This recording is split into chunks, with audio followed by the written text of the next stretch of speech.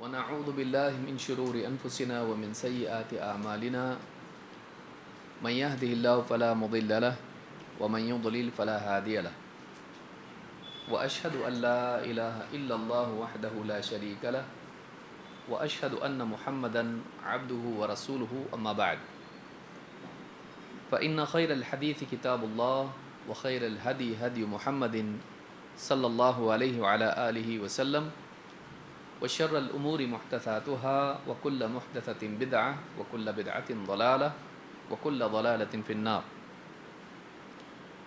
قال الله تبارك وتعالى ولله الأسماء الحسنى فادعوه بها.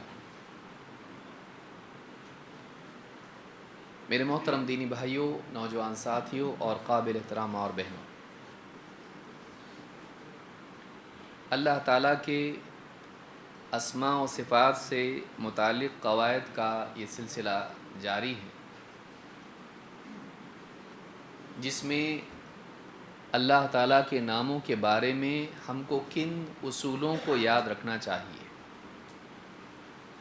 کیا کرنا چاہیے اور کیا نہیں کرنا چاہیے،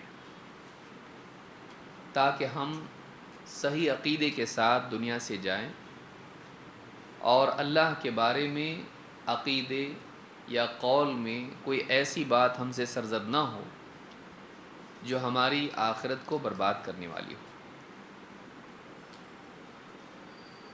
یہ مسئلہ اس لیے اہم ہے کہ اللہ کے اسماء و صفات کے بارے میں ماضی میں کئی فرقے گمراہ ہو گئے ہیں، جن میں سے دو بہت نمایاں ہیں، جہمیہ اور معتزلہ۔ جہمیہ نے اللہ تعالیٰ کے اسماء و صفات کا انکار کر دیا، معتزلہ نے اللہ کے اسماء کو قبول کیا لیکن صفات کا انکار کیا، ان کے معانی کا انکار کیا۔ اشاعرہ نے اللہ تعالیٰ کے اسماء کو محصور کر لیا، کچھ اللہ کی صفات کو محصور کر لیا کچھ صفات میں بس۔ تو غلطیاں اللہ کے بارے میں، اللہ کے تعلق سے عقیدہ رکھنے میں مختلف فرقوں اور جماعتوں کی ہوئی ہیں، لہٰذا ہمارے لیے بھی ضروری ہے کہ ہم اس معاملے میں حساس ہوں اور دیکھیں کہ قرآن و سنت کی روشنی میں ہم کو کیا عقیدہ رکھنا چاہیے، خصوصاً سلف کے فہم کے مطابق وہ عقیدہ ہو۔ ایسا نہ ہو کہ قرآن کی آیات و احادیث سے ہم اپنے من مانے اصول بنا لیں اور پھر اس کو اپنا عقیدہ قرار دیں، اور یہ نہ دیکھیں کہ ماضی میں سلف نے اس باب میں کیا عقیدہ اختیار کیا۔ تو 3 قاعدے ہم اس سے پہلے دیکھ چکے ہیں۔ وہ 3 قاعدے کیا ہیں؟ نمبر 1، ایسا تو ہونا نہیں چاہیے کہ آگے سیکھتے چلے جائیں اور پیچھے بھولتے جائیں۔ پہلا قاعدہ یہ ہے کہ اللہ تعالیٰ کے تمام اسماء حسنہ ہیں، اچھے ہیں، ان میں کوئی عیب نہیں، کوئی کمی نہیں، کوئی نقص نہیں، کوئی برائی نہیں۔ دوسرا قاعدہ،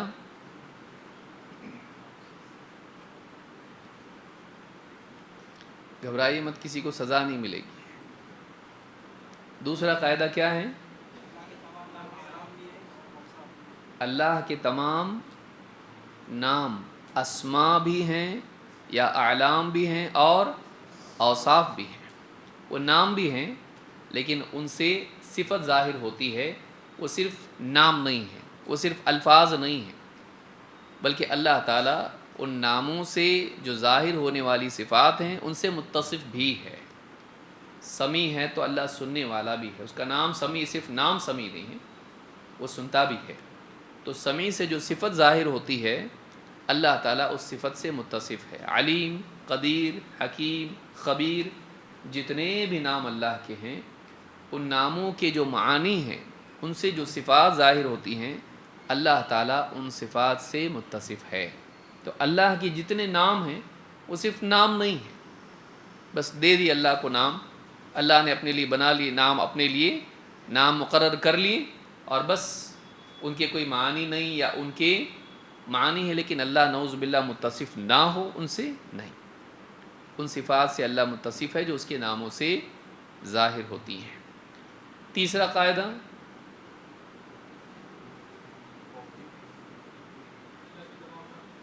توفیقی ہیں، ہاں توقیفی ہیں۔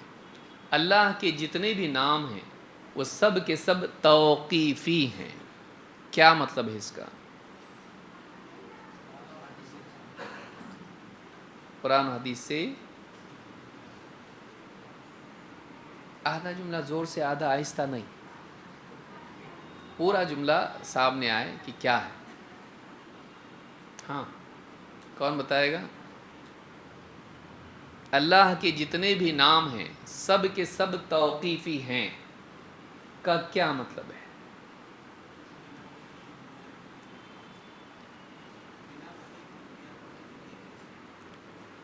اللہ کے جتنے نام ہیں وہ وحی ہی کی بنیاد پر لیے جائیں گے، عقل کی بنیاد پر نہیں۔ یعنی جو بھی نام اللہ کے ہیں یا تو وہ کتاب میں ہونا چاہیے یا سنت میں۔ ہم اپنی طرف سے نام اللہ کو کوئی دے سکتے ہیں؟ نہیں۔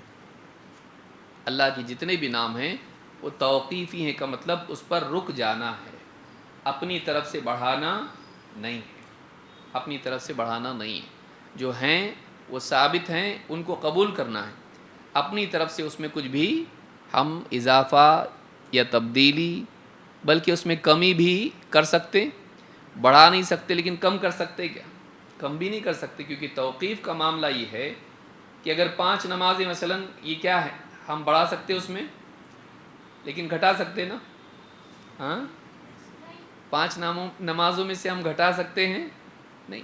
تو توقیفی کا مطلب صرف یہ نہیں ہوتا کہ بڑھا نہیں سکتے، توقیفی کا مطلب یہ ہوتا ہے کہ اس میں گھٹا بھی بلکہ اس میں تبدیلی بھی نہیں کر سکتے، کہ فجر کی ہم دوپہر میں پڑھ لیں گے، کر سکتے، کوئی اس میں تبدیلی اپنی طرف سے نہیں کر سکتے۔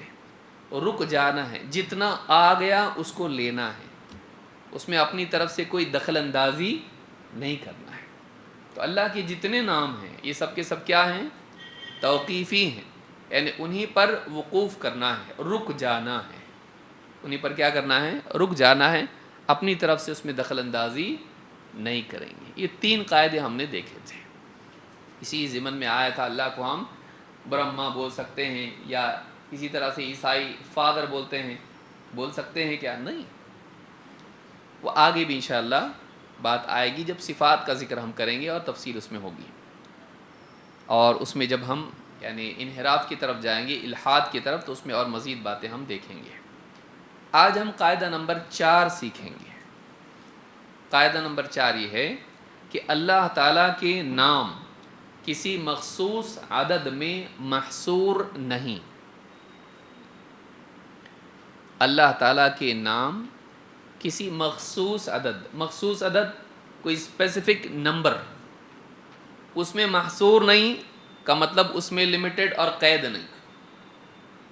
یعنی اللہ کے ناموں کے بارے میں کوئی بھی بندہ یہ نہیں کہہ سکتا ہے کہ اللہ کے اتنے نام ہیں، 100 نام ہیں، 200 نام ہیں، 50,000 نام ہیں۔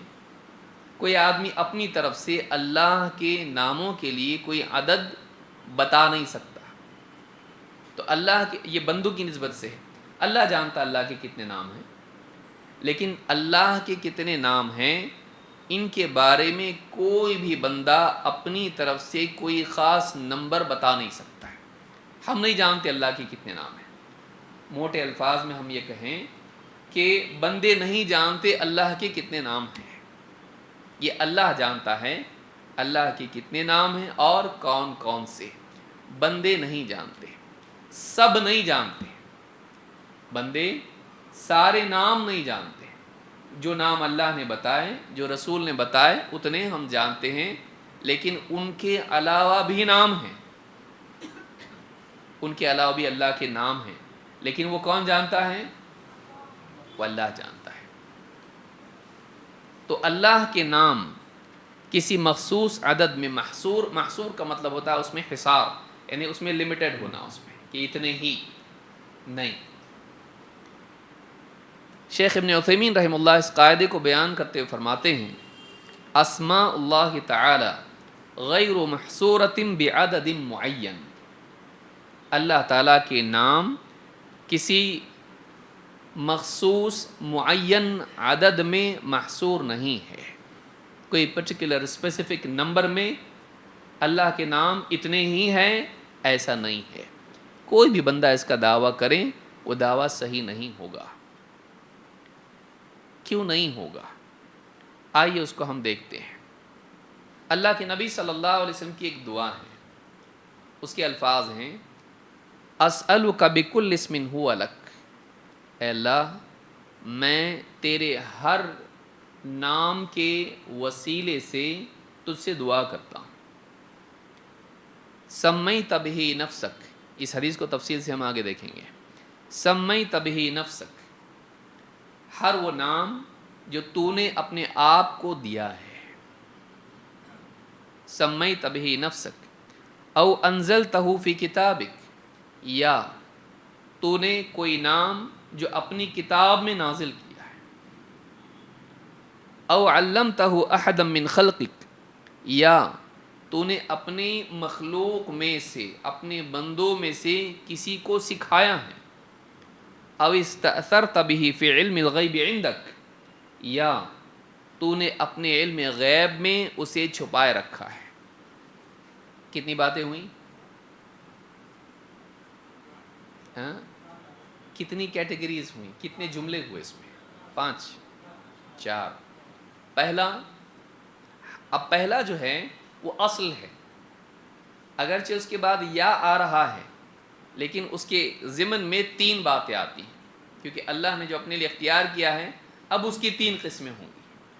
سمجھ میں آ رہی بات؟ وہ مستقل قسم نہیں ہے، بلکہ وہ اللہ نے جو نام دیا ہے اب سارے نام ہو گئے وہ، اب اس میں سے 3 کیٹیگریز ہوں گی۔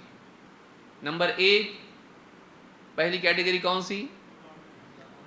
اللہ نے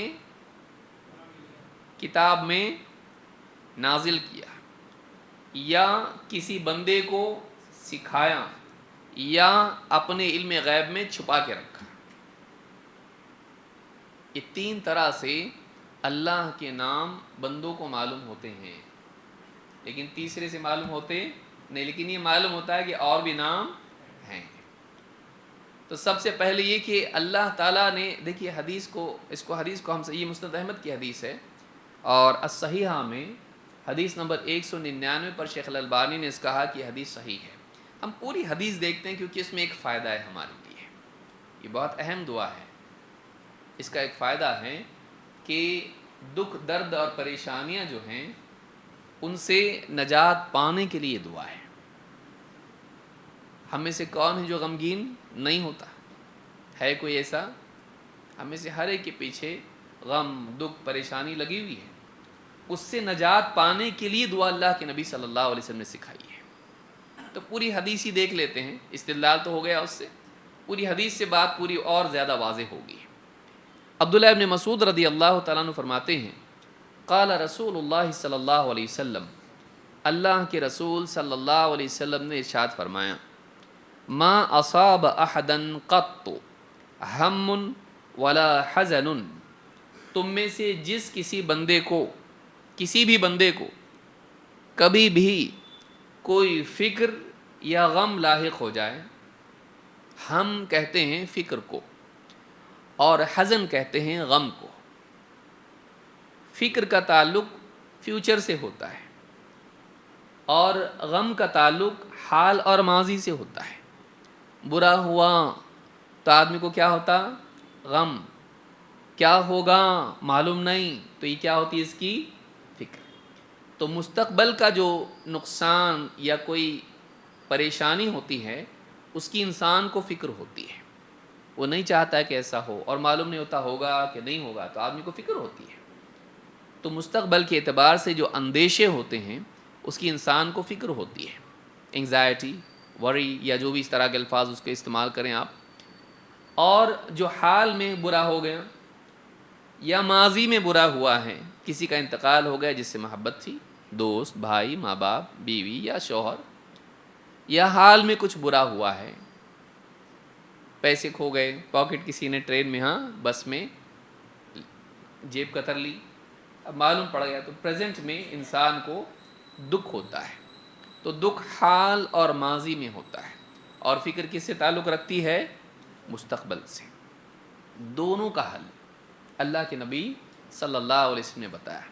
آپ نے فرمایا ما اصاب احدا قط ہم ولا حزن، جس کسی بندے کو، چاہے وہ کوئی بھی بندہ ہو، اور کبھی بھی اس کو فکر یا غم لاحق ہو جائے، فکر میں آئیں، پڑ جائیں یا غمگین ہو جائے، فقال، پھر وہ یوں کہے اللہم انی عبدک وابن عبدک وابن امتک، اے اللہ میں تیرا بندہ ہوں، انی عبدک وابن عبدک، تیرے بندے کا بیٹا ہوں.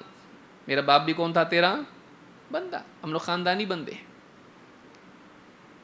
میں بھی تیرا بندہ ہوں اور تیرے بندے کا بیٹا ہوں. وابن امتک، تیری بندی کا بیٹا ہوں. میرے والد بھی تیرے بندے، میری والدہ بھی تیری بندی، اور میں بھی تیرا بندہ. یہ عاجزی کے کلمات ہیں کہ ہم سب تیرے بندے ہیں. ایاک نعبد، اے اللہ ہم سب تیری ہی عبادت کرتے ہیں. تو ہم خاندانی بندے ہیں، ہم تیرے ہی بندے ہیں. ناصیتی بیدک، ابن عثیمین رحمہ اللہ فرماتے ہیں اگر عورت یوں کہے اللہم انی امتک تب بھی چلے گا، اور اگر وہ عموم کے اعتبار سے، کیونکہ عبودیت مرد اور عورت سب کے لیے ہے، اگر وہ بھی پابند رہ کے اسی کو پڑھ لے تب بھی کوئی حرج نہیں ہے. بندی عورت کہے گی میں تو بندی ہوں، بندہ تھوڑی نہ ہوں، کیونکہ امتک کا لفظ آیا ہے. تو اس اعتبار سے اگر وہ کہے، یعنی یہاں پہ دیکھیے لفظ کیا آ رہا ہے، میں تیرا بندہ اور میرے والد تیرے بندے، میری والدہ امتک کا لفظ آیا، عبدک کا نہیں آیا. تو اگر عورت اپنے لیے کہتی ہے اللہم انی امتک اور بنت عبد، اس طرح سے اگر کہے تو کوئی حرج نہیں. اگر وہ عربی جانتی ہے، نہیں جانتی ہے تو کچھ نہ کچھ کر دے گی، نہیں جانتی ہے تو یہ جیسا ہے ویسا یاد کر کے اسی کو پڑھے، کوئی حرج نہیں. خصوصاً اس اعتبار سے بھی کہ اللہ کے نبی صلی اللہ علیہ وسلم نے سکھا دیا، اور آپ نے نہیں کہا کہ عورت ایسا پڑھے مرد ایسا پڑھے، ہے نا. تو بندگی کے اعتبار سے مرد اور عورت دونوں اس میں کیا ہیں؟ مشترک ہیں. سبھی کے سب اللہ کے کیا ہیں؟ بندے ہیں. تو کہا کہ اللہم انی عبدک وابن عبدک وابن امتک ناصیتی بیدک، میری پیشانی کے بال تیرے ہاتھ میں ہے.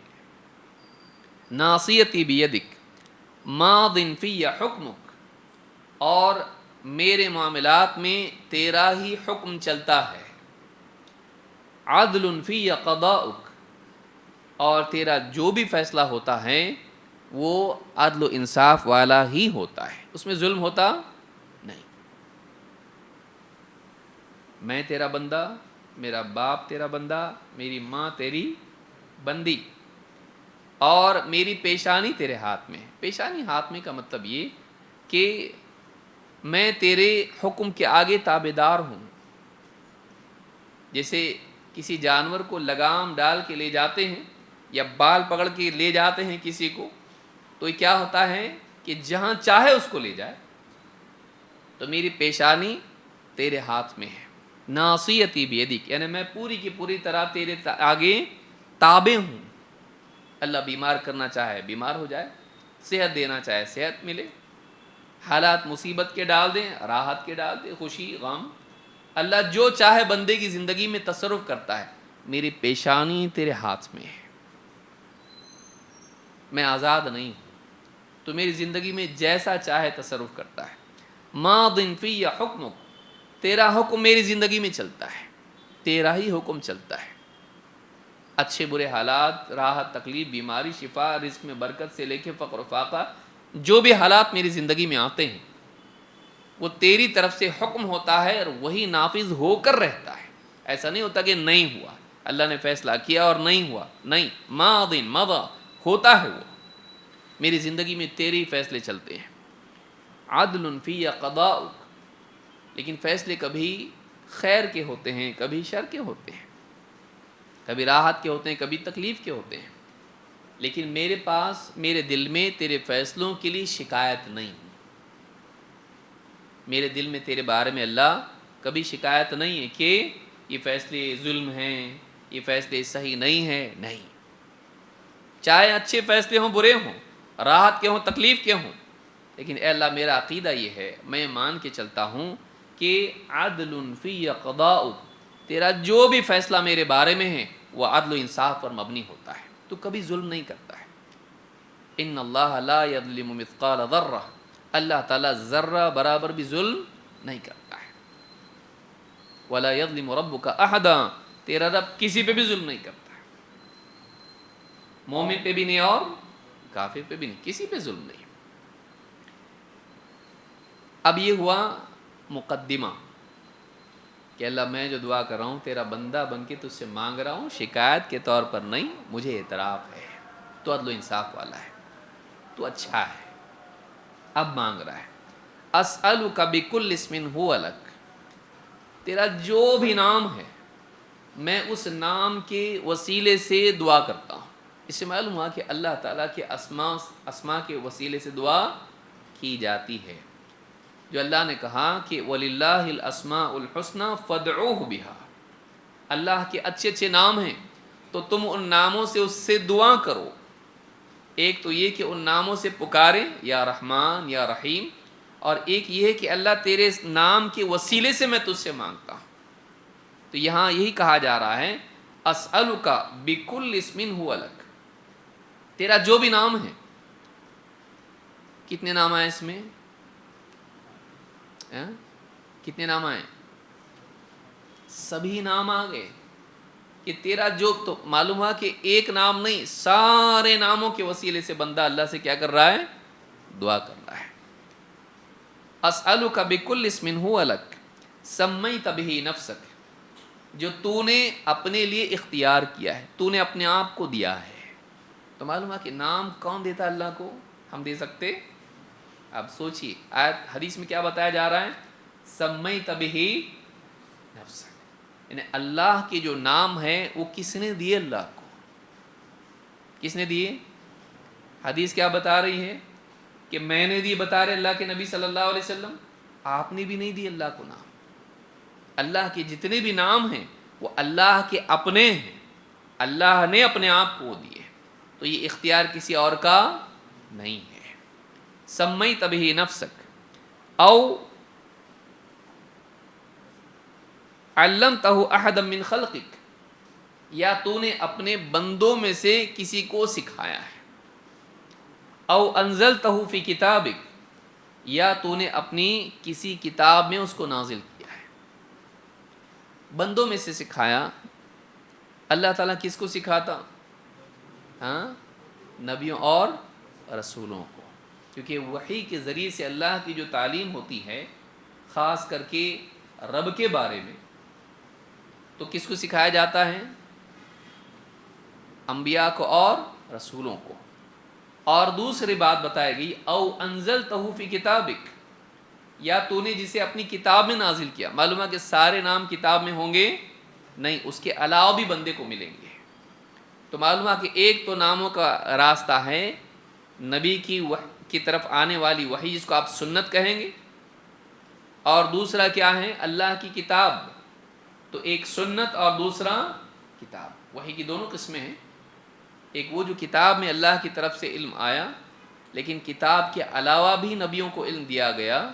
تو یہ حدیث بتا رہی کہ تیرے بندوں میں سے تو نے سکھایا انبیاء کو، اور اس میں فرشتوں کو بھی شامل کیا جا سکتا ہے. کیوں؟ کیونکہ فرشتوں کو کون سکھاتا ہے؟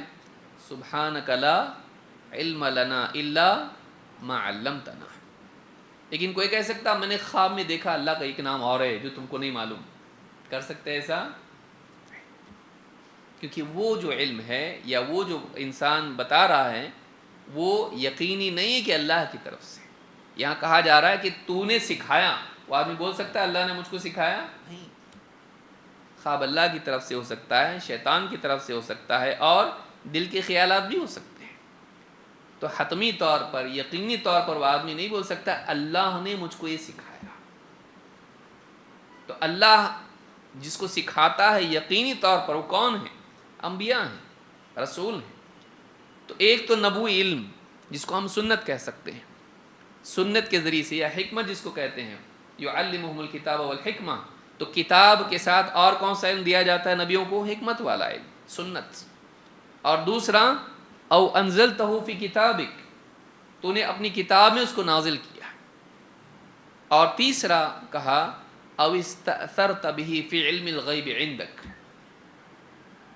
یا وہ نام جسے تو نے اپنے پاس علم غیب میں چھپا رکھا ہے۔ تو ایک تو کتاب میں آئے، دوسرے سنت میں آئے، تیسرے کہاں ہیں؟ ہاں، علم غیب میں۔ معلوم ہے کہ کتاب و سنت میں جتنے نام آئے ہیں ان کے علاوہ بھی نام ہیں، وہ کہاں ہیں؟ اگر علم غیب میں وہ نہیں ہے تو ہی کتاب و سنت میں ہوں گے نا۔ کتاب و سنت میں ہے کا مطلب کیا علم غیب میں ہے؟ نہیں، وہ تو بتا دیا اللہ تعالیٰ نے۔ لیکن علم غیب میں ہے کا مطلب وہ کتاب میں بھی نہیں بتایا اور سنت میں بھی نہیں بتایا، کسی کو سکھایا بھی نہیں، کسی نبی کو نہیں بتایا، یعنی نبیوں کو بھی نہیں بتایا اللہ تعالیٰ نے۔ تو اللہ ہی کے پاس علم غیب میں اس کو چھپا کے رکھا ہے۔ وَلَا يُحِيطُونَ بِشَيْءٍ مِّنْ عِلْمِهِ إِلَّا بِمَا شَاءَ، اللہ تعالیٰ کے علم میں سے اللہ کی مشیت کے بغیر کوئی کچھ حاصل نہیں کر سکتا ہے۔ اللہ سکھائے گا تو ہی معلوم ہوگا۔ تو اللہ تعالیٰ نے کچھ نام قرآن میں بیان کیے، یا پچھلی کتابوں میں، اپنی کتاب میں، یا سنت میں نبی کو سکھائے، جیسا کہ آگے ہم دیکھیں گے، آج انشاءاللہ ہم دیکھیں گے، وقت کی گنجائش رہی تو وہ سارے نام دیکھیں گے جو کتاب و سنت میں آئے ہیں، اور اس کے علاوہ بھی ہیں، لیکن کم سے کم کچھ نام تو ہم دیکھیں گے۔ اور تیسرے نام وہ بتائیں جو علم غیب میں تو نے چھپا رکھیں۔ تو کیا کوئی آدمی بول سکتا ہے کہ اللہ کے اتنے ہی نام ہیں؟ نہیں بول سکتا۔ کیوں؟ کیونکہ اللہ کے کچھ نام علم غیب میں بھی ہے۔ کتنے نام ہیں علم غیب میں؟ کوئی بتا سکتا ہے کوئی نمبر؟ نہیں۔ ان ناموں کی تعیین تو بہت دور کی بات ہے، ان ناموں کے عدد کی بھی تعیین نہیں کر سکتا ہے۔ وہ کون سے نام ہیں یہ بتانا تو بہت دور کی بات ہے، کتنے نام ہیں یہ بھی نہیں بتا سکتا ہے، کیونکہ ان ناموں کو اللہ نے کیا رکھ کر رکھا ہے؟ اپنے علم غیب میں چھپا رکھا، کیونکہ پہلے دو کے بعد تیسرا بیان کیا گیا ہے۔ نبی کو سکھایا، بندوں کو سکھایا، کتاب میں نازل کیا، اور علم غیب میں چھپا کے رکھا، کا مطلب یہ ان دو کے علاوہ ہے۔ نبی کو بھی نہیں سکھایا اور قرآن میں بھی یا کتاب میں بھی نازل نہیں کیا، وہ اللہ ہی کے پاس ہے، اللہ ہی جانتا ہے۔ اسی لیے آپ دیکھیں گے حدیث میں جو حدیث شفاعت ہے، اس میں اللہ کے نبی صلی اللہ علیہ وسلم فرماتے ہیں کہ اس وقت میں جب سفارش کروں گا اللہ تعالیٰ سے تو اللہ کی ایسی ثنا کروں گا جو اس وقت مجھ کو مستحضر نہیں ہے، اسی وقت مجھے القاء کی جائے گی۔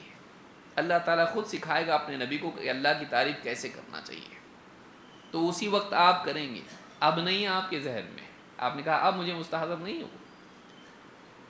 تو اللہ کے سارے نام کوئی نہیں جانتا، یہ ہم بول سکتے ہیں کیا؟ نہیں بول سکتے، سوائے اللہ کے۔ اللہ کے نام کتنے ہیں اور کون کون سے ہیں کوئی بندہ نہیں جانتا۔ کیسے؟ کیونکہ حدیث میں کیا آ رہا ہے؟ او استأثرت به فی علم الغیب عندک، تو نے اپنے پاس علم غیب میں ان کو کیا کر رکھا ہے؟ چھپا رکھا ہے۔ استأثر، چھپا کے رکھا ہے اس کو۔ آگے دعا کیا ہے؟ ان تجعل القرآن ربیع قلبی، تو قرآن کو میں ان سارے ناموں کے وسیلے سے تجھ سے دعا کرتا ہوں کہ تو قرآن کو میرے دل کے لیے بارش کی طرح کر دے۔ ربیع قلبی، ابن قیم رحمۃ اللہ علیہ فرماتے ہیں اس سے مراد بارش ہے۔ تو قرآن کو میرے دل کی زمین کے لیے ایسا کر دیں جیسے بارش ہوتی ہے۔ بارش جب اچھی زمین پر ہوتی ہے اس زمین میں سے کیا نکلتا ہے؟ پھل پھول اور رزق نکلتا ہے۔ تو قرآن جب دل انسان کا صحیح ہو، جب قرآن کا علم اس دل پر وارد ہوتا ہے، آدمی اس میں پڑھتا ہے، غور کرتا ہے، اس علم کے ذریعے سے خیر و برکت وجود میں آتی ہے۔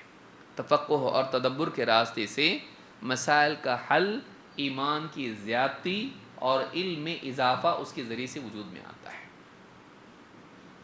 تو کہا کہ میرے دل کے لیے قرآن کو ایسا بنا دے جیسے بارش۔ ربیع قلبی ونور صدری، اور قرآن کو میرے سینے میں نور بنا دے، بارش کی طرح کر دے کہ زمین پر بارش برسے گی تو اس سے اور رزق پیدا ہوگا، علم کا، ایمان کا رزق، اور میرے دل میں اس کو نور بنا دے، سینے میں اس کو کیا بنا دے؟ نور بنا دے کہ اندھیرے جہالت کے، کفر کے، شرک کے سب کچھ کیا ہو جائیں؟ مٹ جائیں۔ کوئی جہالت کا یا برائی کا اندھیرا یا اسی طرح سے نفسیاتی برائیاں اور گناہوں کے سارے اندھیرے اس سے مٹ جائیں اور نور ہی نور ہو جائے۔ وَجَلَاءَ حُزْنِي وَذَهَابَ هَمِّي، میرے غم کے لیے جلا، چمکا دینے والا، اس کو صاف کر دینے والا، اور میری فکروں کو ہٹا دینے والا۔ قرآن کو کیا کر دے؟ جلا کہتے ہیں جیسے کسی چیز کو نورانی بنانا۔ برتن جب اس پر میل کچیل جمع ہو جاتا ہے تو اس کو کیا کرتے ہیں؟ گھستے ہیں اچھی طرح سے، تو کیا ہوتے ہیں؟ برتن چمکنے لگ جاتے ہیں ایک دم۔ تو میرے دل کے لیے قرآن کو ایسا بنا دے کہ اس کو چمکا دے، وہ نورانی بن جائے، صرف سینے میں نور نہیں بلکہ دل خود جلا والا ہو جائے، وہ خود چمکنے والا ہو جائے، اور وہ میرے یعنی غم جو ہیں ان کو ہٹا کے دل میں ایک دم جلا پیدا ہو جائے۔ وَذَهَابَ هَمِّي، اور میری فکروں کو کیا کرے؟ قرآن بھگا دے، ہٹا دے، مٹا دے۔ فکر اور غم کہاں ہوتا ہے؟ پیٹ میں، ہاں کہاں ہوتا ہے؟ سینے میں، دل میں۔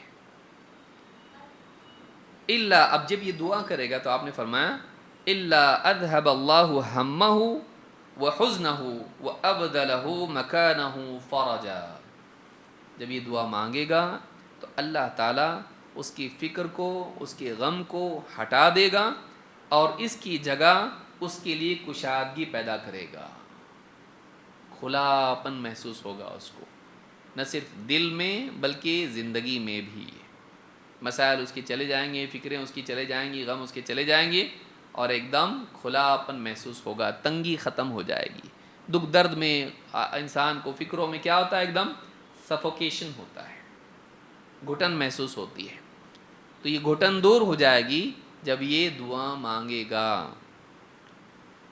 قال فقیل یا رسول اللہ الا نتعلمها، صحابہ نے جب یہ سنا تو کہا اللہ کے رسول کیا اس کو ہم یاد نہ کر لیں، اس کو ہم سیکھ نہ لیں؟ فقال بلا ينبغي لمن سمعها ان يتعلمها، آپ نے کہا ہاں، جو بھی اس کو سنے اس کے لیے ضروری ہے کہ اسے یاد کر لے، جو بھی سنے اس کے لیے ضروری کہ اسے یاد کرے۔ اس حدیث کو امام ابن حبان نے اور اسی طرح سے امام احمد نے روایت کیا ہے، اور صحیح ابن حبان میں حدیث نمبر 972 پر یہ روایت موجود ہے، اور صحیحہ میں بھی یہ موجود ہے اور حدیث صحیح ہے۔ اس میں کئی باتیں ہم نے سیکھی، جن میں سے بنیادی بات جو یہاں بطور استدلال اس حدیث کو ذکر کیا گیا وہ کیا؟ کہ اللہ نے کچھ نام اپنے پاس چھپا کے بھی رکھے ہیں جو کسی بندے کو بھی نہیں بتائے اور کسی کتاب میں بھی نہیں بتائے، نازل نہیں کیے، یعنی وہ نام اللہ کے سوا کوئی اور جانتا نہیں ہے۔ اس سے معلوم ہوتا ہے کہ اللہ کے ناموں کو سارے نام بندوں کو معلوم نہیں ہے، لہٰذا یہ جو آج ہم نے نیا قاعدہ سیکھا وہ کیا ہے؟ کون بتائے گا؟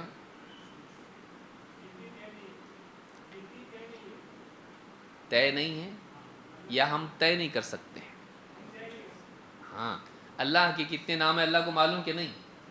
معلوم ہے، لیکن ہم جانتے؟ تو وہ جو نہ جاننا ہے یا عدد نہیں ہونا ہے وہ ہماری نسبت سے ہے کہ اللہ کی نسبت سے؟ کہ کسی کو نہیں معلوم، اللہ کو بھی نہیں معلوم، نعوذ باللہ، ایسا ہے؟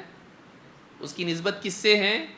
بندوں سے، کیونکہ اللہ نے اپنے علم غیب میں، تو اللہ کے پاس علم تو ہے نا اس کا، سمجھ رہے بات کو؟ علم غیب میں اللہ نے اپنے پاس چھپا رکھے تو اللہ کے پاس علم ہے اس کا، بندوں کے پاس علم نہیں ہے کیونکہ علم غیب میں ہو، تو غیب اللہ کے لیے نہیں ہے، غیب کس کے لیے ہے؟ بندوں کے لیے ہو، اللہ کو تو معلوم ہے۔ تو علم غیب میں غیب کی نسبت اللہ سے نہیں ہے، بندوں سے ہیں۔ بولے علم غیب میں وہ تو غیب کا مطلب چھپا ہوا، تو چھپا ہوا ہے وہ تو کس سے؟ اللہ سے، ہاں، کس سے؟ بندوں سے۔ تو علم غیب جب ہم کہتے ہیں تو غیب کی نسبت اللہ سے نہیں ہے کہ اللہ کے لیے وہ غیب میں ہو، نہیں، اللہ تو جانتا ہے اس کو. یہ غیب کی نسبت کس سے ہے؟ بندوں سے ہے. تو بندے اس کو نہیں جانتے ہیں، چاہے وہ نبی ہوں، رسول ہوں، فرشتے ہوں یا کوئی بھی ہو، وہ اللہ ہی جانتا ہے. تو کچھ باتیں ایسی ہیں جو صرف اور صرف، ان میں سے ایک چیز یہ بھی کہ کچھ نام ایسے ہیں جو صرف اللہ جانتا ہے اور کوئی جانتا نہیں ہے. اسی لیے شیخ ابن عثیمین رحمہ اللہ فرماتے ہیں کہ قاعدہ کیا ہے؟ اسماء اللہ کے بارے میں قاعدہ کیا ہے؟ یہ کسی عدد میں محصور نہیں ہے. یعنی ہم کوئی ایک نمبر بول سکتے ہیں، اللہ کے اتنے نام ہیں، نہیں بول سکتے ہیں. کتنے ہیں اللہ ہی جانتا ہے. ہیں کچھ نمبر ہے اس کا، لیکن جانتا کون ہے؟ یہ بھی بول سکتے کہ کتنے اس کا نمبر ہی نہیں، ایسا بول سکتے نہیں. اللہ تعالیٰ کے نام ہیں، کیونکہ حدیث میں کیا آیا؟ تیرے ہر نام کے وسیلے سے دعا کرتا ہوں جو تو نے اپنے لیے اختیار کیا ہے. تو کچھ نام اس کی ایک گنتی ہے لیکن ہم کو معلوم نہیں ہے. شیخ ابن عثیمین رحمہ اللہ فرماتے ہیں مسئلہ ہناک اسماء استأثر اللہ سبحانہ تعالی بعلمها او علمها احدا من خلقه کما فی الحدیث. اللہ تعالیٰ کے یہاں ایک مسئلہ ہے کہ اللہ کے نام ہیں، کچھ نام وہ ہیں جو اللہ تعالیٰ نے اپنے علم غیب میں چھپا کے رکھے ہیں، اور یا کچھ نام ایسے ہیں جو اللہ تعالیٰ نے اپنی مخلوق میں سے کسی کو سکھائے ہیں. کما فی الحدیث، جیسا کہ حدیث میں آیا ہے. فَهَلْ يُمْكِنُ أَن يُدْرِكَ الْإِنسَانُ أَسْمَاءً لَيْسَتْ فِي الْكِتَابِ وَالسُّنَّةِ بِتَعْلِيمِ اللَّهِ تَعَالَى لَهُ. کہتے ہیں کیا یہ ممکن ہے، جیسے حدیث میں آیا ہے کہ اپنے بندوں میں سے کسی کو سکھایا، تو کہتے ہیں کیا یہ ممکن ہے کہ کوئی انسان اللہ کے ناموں کو پالے جو کتاب و سنت میں نہیں ہے اور وہ کہے کہ اللہ نے مجھے سکھائے؟ کیا ممکن ہے؟ تو جواب میں کہتے ہیں الجواب لا یمکن، ایسا ممکن نہیں ہے. لا یمکن ان یقول احد ذلك الا بالنبوۃ والوحی. نبوت اور وحی کے بغیر آدمی ایسا نہیں بول سکتا ہے کہ اللہ نے مجھے یہ نام سکھایا جو دوسروں کو نہیں معلوم ہے، یا اللہ نے یہ نام مجھے سکھایا. یہ نہیں بتا سکتا کوئی، نبی بتا سکتا ہے، یا وحی اگر آئی ہو تو اللہ تعالیٰ اپنے نبی کے ذریعے کتاب میں یہ نام آ سکتا ہے. تو بغیر وحی اور بغیر نبوت کے دعویٰ کوئی کر سکتا نہیں کر سکتا ہے کہ میرے خواب میں ایک بابا آئے تھے، انہوں نے بتایا اللہ کا یہ نام ہے. کر سکتا کوئی ایسا؟ اپنی طرف سے اللہ کا نام کوئی بتا نہیں سکتا اور اس کی نسبت اللہ سے جوڑ نہیں سکتا ہے. یہ وحی کے بغیر نہیں ہو سکتا ہے. لیکن یہاں ایک شبہ پیدا ہوتا ہے، پھر اس حدیث کا کیا کریں گے جس میں آیا کہ اللہ کے 99 نام ہیں؟ اس میں تو گنتی آ رہی ہے، تو آپ کا قاعدہ پھر کہاں رہا؟ ہے نا حدیث معلوم ہے؟ کتنوں کو معلوم ہے حدیث؟ نہیں معلوم؟ حدیث ہے کہ نہیں؟ اس اللہ کے کتنے نام ہیں؟ 99 نام. تو ایسی حدیث ہے، تو پھر یہ سارا اتنا آپ اتنی دیر سے بول رہے ہیں، اس حدیث سے تو وہ دعویٰ غلط ثابت ہو گیا یا نہیں؟ آئیے دیکھتے ہیں. اللہ کے نبی صلی اللہ علیہ وسلم فرماتے ہیں ان للہ 99 اسما. اللہ کے 99 نام ہیں، 99 نیمز. 100 الا واحدہ، 100 سے ایک کم. اللہ کے 99 نام ہیں، 100 سے ایک کم، یعنی اسی بات کو اور تاکید کے ساتھ بیان کیا گیا ہے. من احصاها دخل الجنہ، جس نے ان ناموں کو محفوظ کر لیا وہ جنت میں جائے گا. جس نے ان ناموں کو شمار کر لیا وہ جنت میں جائے گا. احصا کا مطلب ہوتا ہے اس کا احاطہ کرنا، انکمپاس کرنا، اس کو جمع کرنا، اس کو گننا اس کو. تو اللہ، اب یہ حدیث کیا بتائیے یار، یہ حدیث کہاں ہے آپ کو؟ تو کہاں تھی وہ؟ ابن حبان میں. یہ کہاں ہے؟ یہ بخاری میں بھی اور مسلم میں بھی ہے. صحیح بخاری حدیث نمبر 7392 اور صحیح مسلم حدیث نمبر 2677. یہ محمد فؤاد عبد الباقی کی ترقیم سے ہے. ان کی نمبرنگ ہے یہ. تو اس حدیث میں بات آئی کہ اللہ کے کتنے نام ہیں اور اس کی فضیلت کیا ہے کہ جو ان کو محفوظ کرے، جو ان کو شمار کریں، وہ کہاں جائے گا؟ جنت میں جائے گا، جنت میں جائے گا. تو اس حدیث کو سمجھنا ضروری ہے. کیا اس حدیث میں یہ بات ہے کہ اللہ کے کل نام 99 ہیں؟ نہیں. ہاں، تو یہ بات بھی سمجھنا ضروری ہے. لیکن اس سے پہلے ہم یہ دیکھیں گے کہ حدیث میں آیا ہے کہ من احصاها دخل الجنہ، جس نے ناموں کو شمار کر لیا یا محفوظ کر لیا، بعض روایتوں میں حفظھا ہے کہ جس نے ان کو محفوظ کر لیا وہ جنت میں جائے گا. تو یہ شمار کرنا یا محفوظ کرنا کا معنی کیا ہے؟ کیا یہ معنی ہے بس گن لیا ان کو، ہاں 1 2 3 4 5 6 اور یہ نام ہے قرآن میں حدیث میں، بس 99 نام یاد کر لیا اور پورا پڑھ بھی رہا ہے بالکل، الاحد الصمد اور اس طرح سے الواحد، پورے نام اس نے یاد کر لیا، رٹ لیا اور وہ جنت میں چلا جائے گا؟ نہیں، یہ معنی نہیں ہے. شیخ ابن عثیمین رحمہ اللہ فرماتے ہیں وَمَعْنَى إِحْصَاءِ أَسْمَاءِ اللَّهِ أَن يَعْرِفَ لَفْظَهَا وَمَعْنَاهَا وَيَتَعَبَّدَ لِلَّهِ بِمُقْتَضَاهَا. 3 چیز ہے. ان ناموں کو محفوظ کرنا، ان کی حفاظت کرنا، ان ناموں کی حفاظت کرنے میں 3 چیزیں آتی ہیں. نمبر 1 تو یہ کہ ان ناموں کے الفاظ معلوم ہوں. ورڈنگ کیا ہے؟ الاحد، الصمد، یا اسی طرح سے جتنے بھی نام ہیں، واحد، الواحد، جو بھی نام ہیں ان کا لفظ معلوم ہو اس کو. ان یعرف لفظھا، اس کا لفظ معلوم ہو، ورڈ معلوم ہو عربی میں کیا ہے اس کا.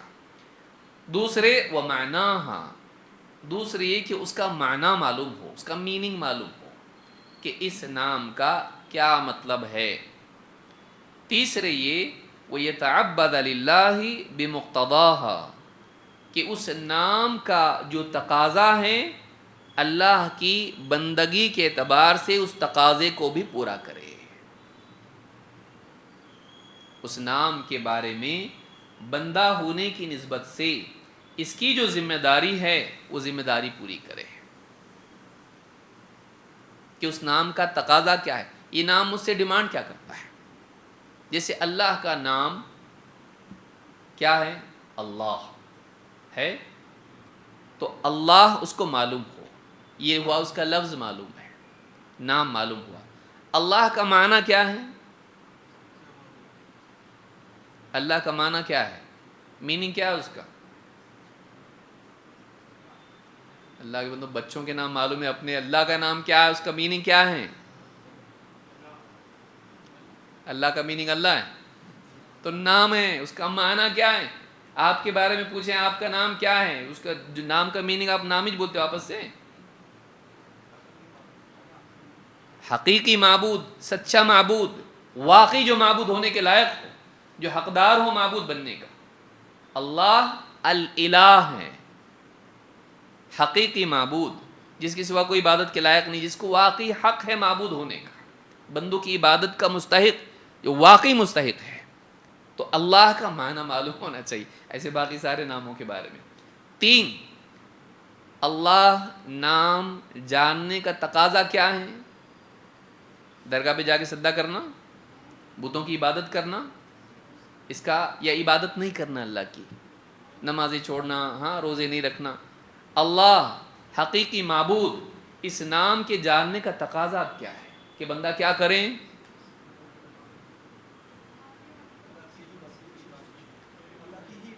اللہ ہی کی عبادت کریں اور اللہ کی عبادت میں کوتاہی نہ کریں اور شرک بھی نہ کریں، نہ بڑا شرک کرے نہ چھوٹا شرک. سمجھ میں آ رہی بات؟ یہ ہوا کہ بندہ ہونے کی نسبت سے اس نام کا تقاضا پورا کرے. ایسے سارے نہ، ورنہ خالی رٹ کے جائیں گے جنت میں شارٹ کٹ نہیں. یہ 3 کام کرنے پڑیں گے، یاد رکھیں گے اس کو. ایک تو نام معلوم ہو، دوسرے نام کا معنی معلوم ہو، اور تیسری یہ کہ اس نام کا جو تقاضا ہے بندہ ہونے کی نسبت سے مجھے کیا کرنا چاہیے، اس نام کو ماننے کے بعد میری زندگی میں اس کا اثر کیا ظاہر ہونا چاہیے، وہ اثر اس کی زندگی میں آنا چاہیے. تو یہ اس کا تقاضا ہے۔ اسی طرح سے شیخ ابن باز رحمہ اللہ فرماتے ہیں الاحصاء یکون بالحفظ ویکون بتدبر وتعقل معانیها والعمل بمقتضى ذلك۔ کہتے ہیں شیخ بن باز رحمہ اللہ کہتے ہیں احصاء کیسے کرے گا، ان ناموں کی حفاظت کیسے کرے گا، ان کا شمار کیسے کرے گا، ان کا احاطہ کیسے کرے گا، یکون بالحفظ، ان کی حفاظت کے ذریعے سے ایک تو ان ناموں کو یاد کر لے، دو وَيَكُونُ بِتَدَبُّرٍ وَتَعَقُّلِ بِمَعَانِيهَا، کہ ان ناموں میں غور کرے، جو بھی معنی السمع، اس کا کیا معنی ہے؟ سننے والا۔ کیا سننے والا؟ کچھ بات دور کی بات سننے والا، نزدیک کی سننے، رات کی، دن کی، ہاں، زور سے، چپکے سے، سرگوشیاں نہیں، صرف ہاں اونچی آواز میں بات کیے، وہ صرف اچھی اچھی باتیں سننے والا، ساری باتیں سننے والا، چاہے زور سے بولیں، چاہے چپکے سے، چاہے کمرے میں، چاہے سفر میں، حضر میں، جنگل میں، مسجد میں، کہیں بھی بولے، مومن بولے، کافر بولے، حق بولے، باطل بولے، جو بھی بندے بات کرتے ہیں، کسی کی غیبت بولیں، بہتان بولیں، دین کے معاملے میں بغیر علم کے بولیں، لاپرواہی سے بولیں، سب سنتا ہے اللہ تعالیٰ۔ تو یہ معلوم ہو کہ یہ نام کیا ہے؟ السمیع، اس کا معنی کیا ہے؟ سننے والا۔ اس کا تقاضا کیا ہے کہ پھر انسان بندہ ہونے کی نسبت سے تقاضا اس کا کیا پورا کرے کہ وہ ایسی کوئی بات نہ بولے جس سے اللہ ناراض ہو، اس کو ہر وقت یاد رہے کہ اللہ سن رہا ہے، تو وہ غیبت کرتے وقت اس کو یاد رہے، ارے اللہ سن رہا ہے، گالی دیتے وقت اس کو یاد رہے، نہیں دے وہ گالی، غیبت نہیں کرے، وہ جھوٹی بہتان نہیں باندھے کس کے اوپر، وہ دین میں بغیر علم کے اپنی طرف سے حلال و حرام کے فتوے نہ دے، اس کو یاد رہے اللہ سن رہا ہے، وہ سمیع ہے۔ اب بتائیں اس اعتبار سے اگر انسان کی زندگی میں اللہ کے ناموں کا علم آئے تو اس کی زندگی بدلے گی کہ نہیں بدلے گی؟ اللہ دیکھ رہا ہے، اللہ سن رہا ہے، اللہ جانتا ہے، دیکھ رہا ہے میں کیا کر رہا ہوں، سن رہا ہے میں کیا بول رہا ہوں، اور جانتا ہے میرے دل میں کیا ہے، بولا بھی نہیں کیا بھی نہیں لیکن وہ اندر چھپا ہوا ہے، وہ بھی جانتا ہے اللہ تعالیٰ، چاہے لوگوں کو نہ معلوم ہو میرے دل میں کیا ہے، لیکن کس کو معلوم ہے؟ اللہ کو معلوم ہے۔ تو العلیم ہے، وہ جاننے والا۔ تو انسان اپنے دل کی بھی اصلاح کرے گا، اپنی نیت کی بھی اصلاح کرے گا، پھر حج و عمرہ کو جا رہا تو یہ نہیں سوچ کے جائے گا کہ میرے نام کے ساتھ بھی حاجی لگنے والا ہے اب، ہاں بس 10-15 دن ہے، اس کے بعد میں پاجی سے حاجی۔ اللہ حفاظت کرے کہ انسان یعنی اس کے دل میں نیکیاں کرتا ہے، آدمی صدقات کر رہا ہے، ہاں عبادات کر رہا ہے، حج و عمرہ کر رہا ہے، اور دل میں چاہت کیا ہے کہ میرا نام ہو جائے، دین کی دعوت دے رہا ہے اور میرا نام ہو جائے، تو دل کی بھی حفاظت آدمی کرے گا، اپنی نیتوں کی حفاظت کرے گا۔ کیوں؟ اس لیے کہ بندے اس کے عمل کا ظاہر دیکھ رہے ہیں اور تعریف کر رہے ہیں، ماشاءاللہ کتنا اچھا، نماز کتنی اچھی، حج کتنا، اس کا عمرہ کتنا اچھا، قربانی کتنی اچھی، اس کی دعوت کتنی اچھی، اس کی دعا کتنی اچھی، اس کی قرت کتنی اچھی، کیسی قرت کرتا ہے ایک دم۔ لیکن اس کو معلوم ہے کہ دل میں کیا ہے، بندوں سے تعریف کا کشکول لے کے یہ نیکی کر رہا ہے کہ بھیگ کے کچھ لائکس دے دو مجھ کو، لیکن یہ جانتا کون ہے؟ اللہ جانتا۔ تو جب العلیم آدمی کہے اور اس نام کا معنی جانے اور زندگی میں اس کا تقاضا پورا ہو تو ایسے آدمی کی زندگی بدل جائے گی، ایسے بھی جنت میں جائے گا۔ اور ایسے کتنے نام ہیں؟ 99 ان کے معنی اس کو معلوم۔ تو کہتے ہیں یکون بالحفظ، یاد کریں، دو تدبر اور اس کے معنی کا تعقل ہو، اس کو سمجھتا ہو اس کا میننگ کیا ہے، غور کرے ان ناموں کے اندر، احساس اس کو مستحضر رہیں وہ نام اس کو، اور تیسرے والعملی بمقتضى ذلك، اس نام کا جو تقاضا ہے اس کے مطابق عمل کرے۔ جو نام اس سے ڈیمانڈ کرتا ہے وہ کرے، اس نام کے تقاضے کو پورا کرے۔ تو یہ مجموع الفتاوی میں شیخ بن باز نے بات کہی ہے۔ شیخ ابن عثیمین رحمہ اللہ فرماتے ہیں من کمال ذالک ان یتعبد للہ بمقتضاہ، ان ناموں کو جاننے کا کمال یہ ہے، ان ناموں کو محفوظ رکھنے کا کمال یہ ہے کہ انسان ان ناموں کے تقاضوں کے مطابق عمل کرے۔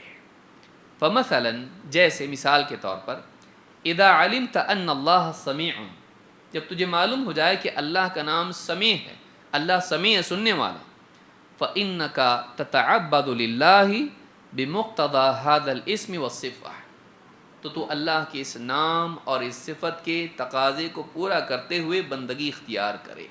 کیسے؟ فلا تقول الا خیرا، اللہ سننے والا ہے تو خیر کے سوا اپنی زبان سے کچھ بات مت کر۔ لأنك اذا قلت ای کلمۃ سمع اللہ سمعها اللہ، کیونکہ تو جب بھی کچھ زبان سے اپنی بات نکالے گا اللہ اس کو سنتا ہے۔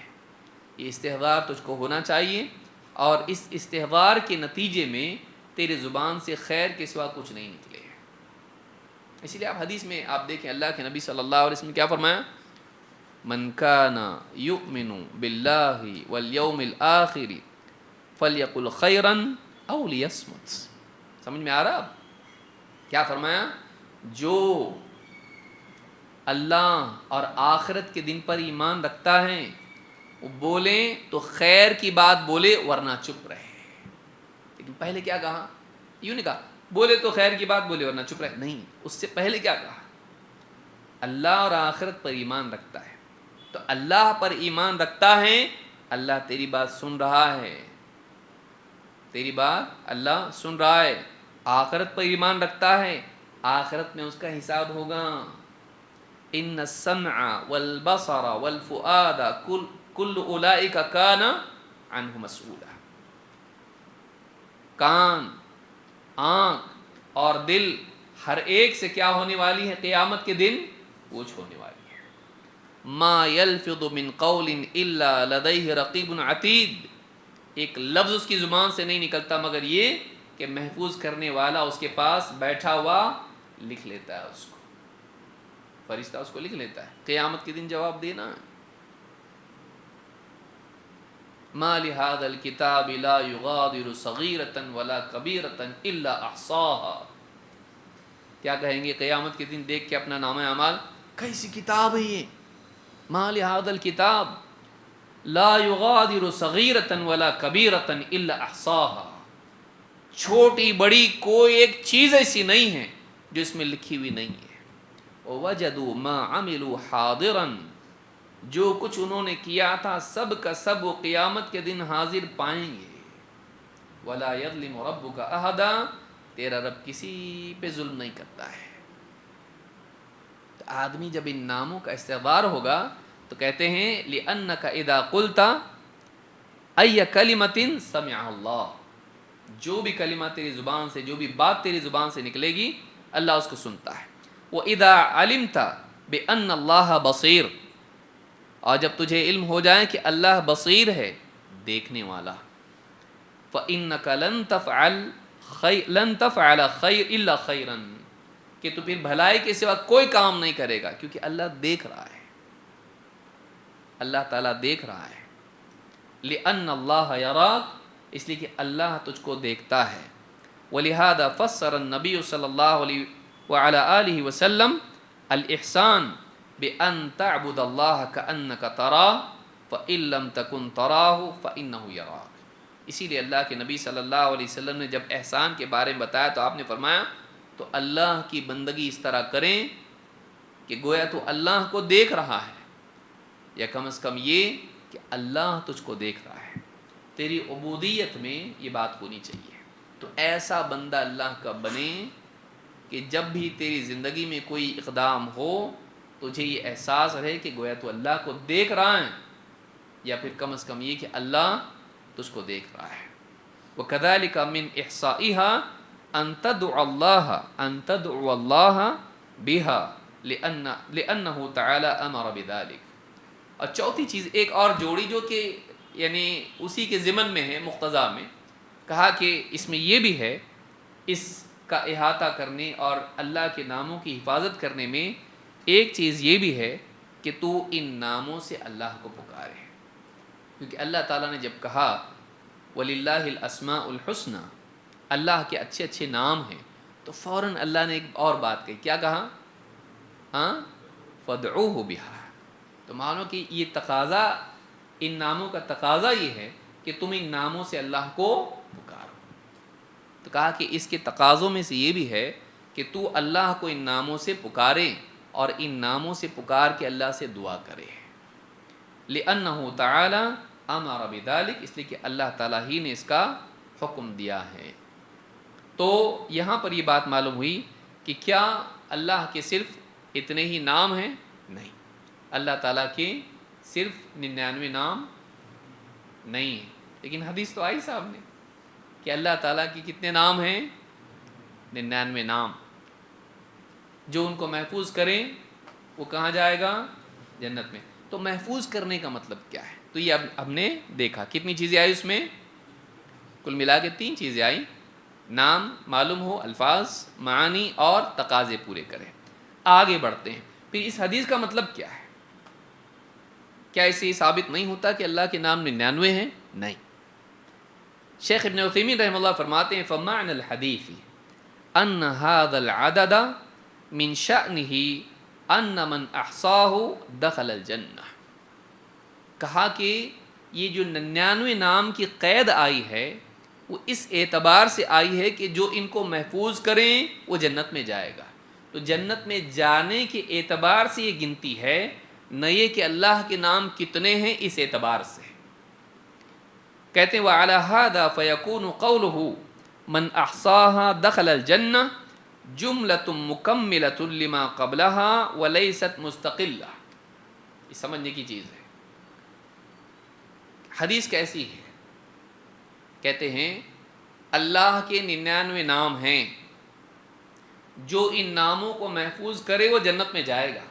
شیخ ابن عثیمین کہتے ہیں یہ 2 سیپریٹ جملے نہیں ہیں، بعد والا جملہ پہلے جملے کو مکمل کرتا ہے۔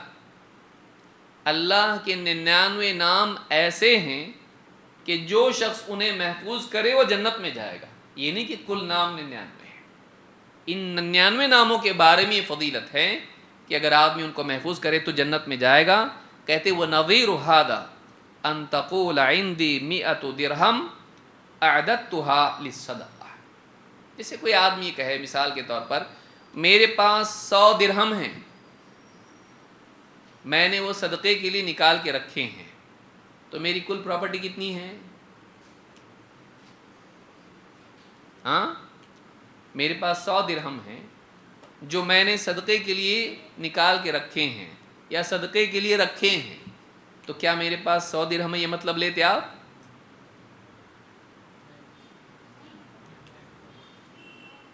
کھانا کھا کے نہیں آئے؟ کوئی آدمی یہ کہے کہ میرے پاس 2 پلاٹ ہیں جو میں نے بیچنے کے لیے رکھے ہیں، یہ جلدی سمجھے گا۔